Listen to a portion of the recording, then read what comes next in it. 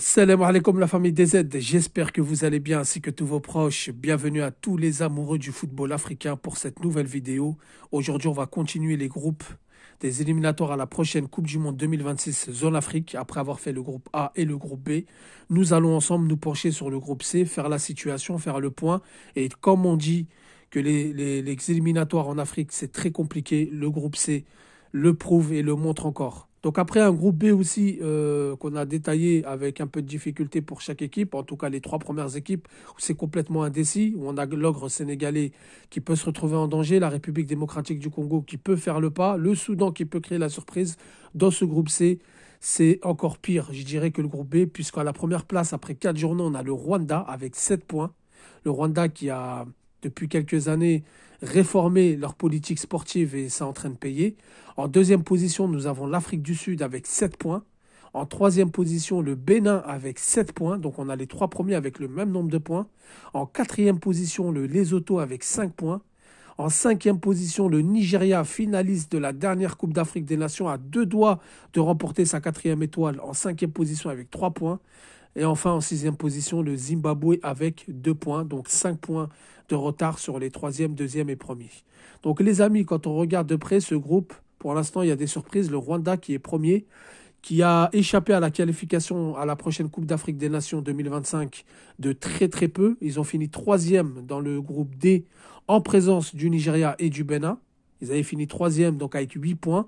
Derrière le Bénin au même nombre de points, mais le goal à virage particulier en Afrique prime. Et donc comme le Rwanda avait perdu 3-0 au Bénin et se sont imposés que 2-1 au match retour, c'est le Bénin qui est parti en tête, enfin du moins qui s'est qualifié dans la deuxième position. Mais le Rwanda était tout près de se qualifier.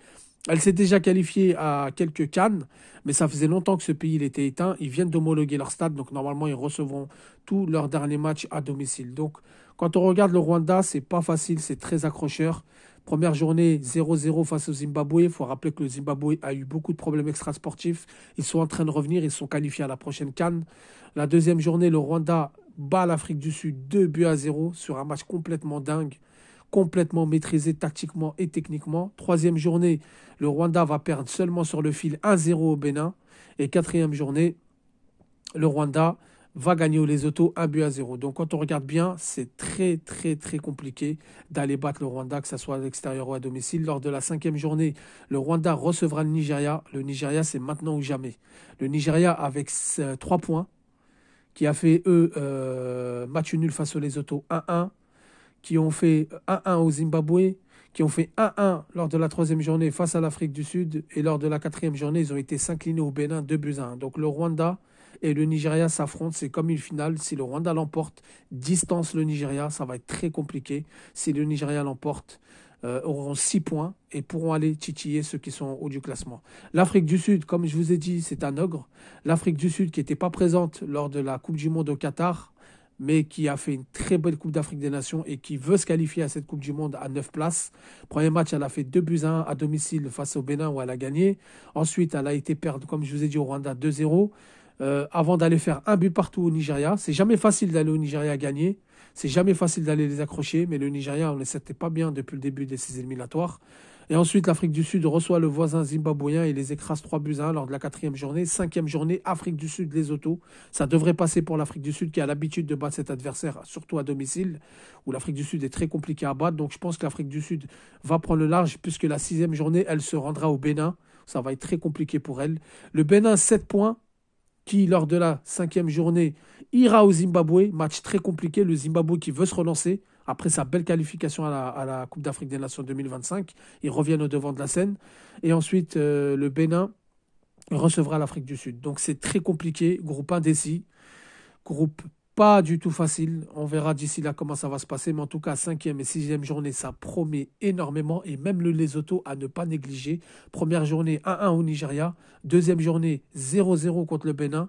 Troisième journée, ils gagnent au Zimbabwe 2-0. Quatrième journée, ils s'inclinent à domicile 1-0 face au Rwanda où ils auraient pu prendre le large. Ils seraient premiers avec 8 points seuls en tête. Donc c'est pour ça que la psychologie, la régularité, c'est très important dans les éliminatoires. Surtout que là, il y a 6 équipes.